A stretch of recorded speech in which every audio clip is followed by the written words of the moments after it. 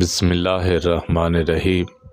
حضرت ابو ہریرہ رضی اللہ تعالیٰ عنہ سے روایت ہے، حضور نبی کریم صلی اللہ علیہ وسلم نے ارشاد فرمایا، یہود و نصاری خصاب نہیں لگاتے، یعنی بالوں کو رنگتے نہیں تھے، تم ان کی مخالفت کرو، یعنی رنگو۔ حضرت جابر رضی اللہ تعالیٰ عنہ بیان کرتے ہیں، فتح مکہ کے سال حضرت ابو بکر صدیق رضی اللہ تعالیٰ عنہ کے والد حضرت ابو قحافہ رضی اللہ تعالیٰ عنہ حضور نبی کریم صلی اللہ علیہ وسلم کی خدمت میں لائے گئے یا وہ خود آئے۔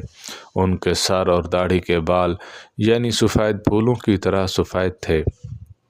آپ صلی اللہ علیہ وسلم نے ان کی عورتوں کو حکم دیا، ان کی سفیدی کو کسی چیز سے بدل دو۔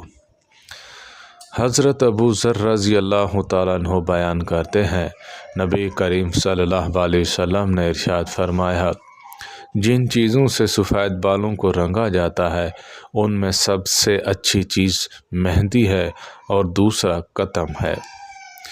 حضرت عبداللہ بن عباس رضی اللہ تعالیٰ عنہ بیان کرتے ہیں، حضور نبی کریم صلی اللہ علیہ وسلم نے فرمایا، آخری زمانے میں ایک قوم ہوگی جو اپنے بالوں کو کالے رنگوں سے رنگے گی، کبوتر کی طرح پوٹیوں کی لگائے گی، اور وہ لوگ جنت کی خوشبو بھی نہیں پائیں گے۔